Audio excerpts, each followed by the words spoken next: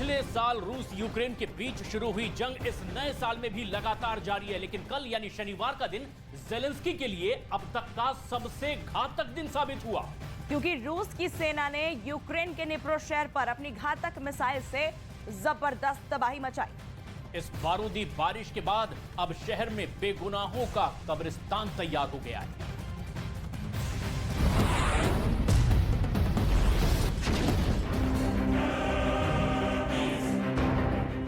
शनिवार का दिन ज़ेलेंस्की के लिए इस साल का सबसे भारी दिन साबित हुआ, जब यूक्रेन की जमीन रूस की दमदार मिसाइलों के दम से दहल गई। ताबड़तोड़ मिसाइलों से पूरा इलाका धुआं-धुआं हो गया।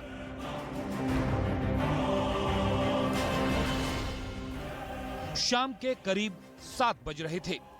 जगह थी यूक्रेन का निप्रो।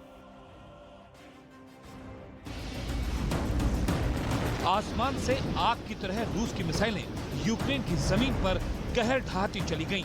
एक के बाद एक मिसाइल ने इलाके में धुएं का गुबार उठा दिया और देखते ही देखते निप्रो शहर में कब्रिस्तान तैयार कर दिया। हवाई हमले के चलते पूरे शहर में सायरन बजने लगे। लोगों में भगदड़ मच गई। दावा किया गया कि रूस ने यूक्रेन के निप्रो शहर में 30 से ज्यादा मिसाइल दागी। इस बारूदी तबाही में 14 से ज्यादा लोगों की मौत हो गई और 73 से ज्यादा लोगों की हालत अब भी नाजुक बनी हुई है। इस वक्त यूक्रेन के जिन फ्रंट पर लड़ाई चल रही है, वहां मुकाबला बिल्कुल आमने सामने का है। जगहों के बीच लड़ाई चल रही है। नदी किनारे भी संग्राम जारी है। खाली हो चुके रिहायशी इलाकों में गोलीबारी हो रही है। दोनों तरफ के सैनिक एक दूसरे के खून के दुश्मन बन चुके हैं और इसी दुश्मनी की निशानी है निप्रो में देर शाम हुआ ये घातक हमला, जिसमें सैन्य नहीं आम नागरिकों की भी मौत हो गई। По удару зруйнований житловий будинок, звичайна панельна 9-поверхівка, який доволі багато в різних містах Східної і Центральної Європи.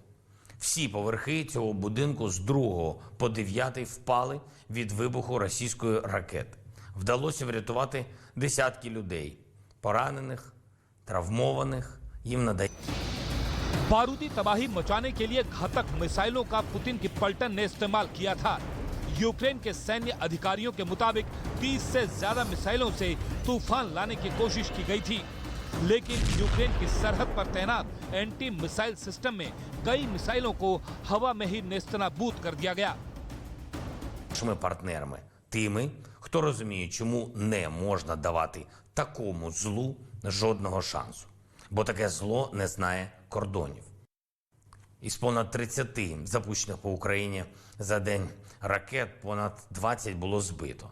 Це сотні врятованих життів. Я дякую за це нашим повітряним силам, нашим зенітникам і усім, хто допомагає.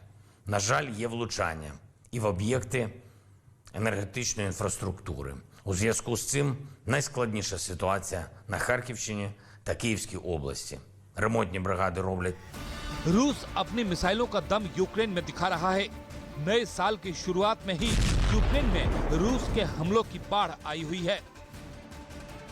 निप्रो से पहले पुतिन की सेना ने खार्किव, खैरसोन, डोनेस्क और ओदेसा में भी बम बरसाए थे। इस हमले के बाद यूक्रेन के ज्यादातर इलाकों में इमरजेंसी ब्लैकआउट लागू कर दिया गया है। इलाके की पावर ग्रिड तबाह हो चुकी है। अस्पताल, मैटरनिटी वार्ड, रिहायशी इमारतों में अंधेरा छाया हुआ है। रूस ने यूक्रेन पर हमला करने के लिए इस बार X-22 मिसाइलों की मदद दी है। X-22 जो कि वजन में करीब 1000 किलो तक होती हैं और 600 किलोमीटर तक के टारगेट को आसानी से तबाह करने की ताकत रखती हैं। रूस का खिलाफ यूक्रेन की सेना कई मोर्चों पर मजबूत दिखी। अपने हिस्से से छीने इलाकों को हासिल करने के लिए पुतिन की सेना दम लगा रही है, हर घातक मिसाइल का इस्तेमाल कर रही है और संहार मचा रही है।